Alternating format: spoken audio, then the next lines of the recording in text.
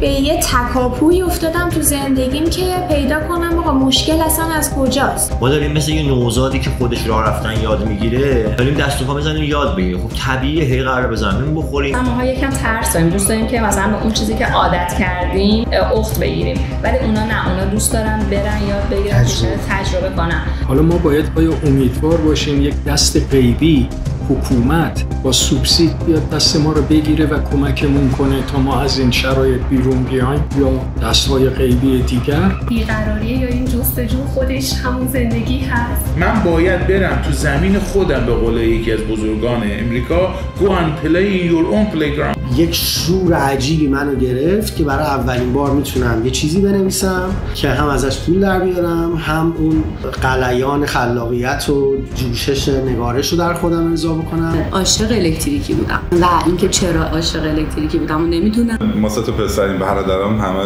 گیم و اینا بازی میکردن، من با فتوشاپ و اینا برمی رفتم و یه کارایی میکردم. و در خلال این 22 سال تنها کاری که بهش پرداختم فقط همین کار تحقیقات بازاریابی و تحقیقات بازار بوده. وقتی ببین خودت رو دوست داشته باشی و خودت خوب باشی، اصلا پول میاد سمتت.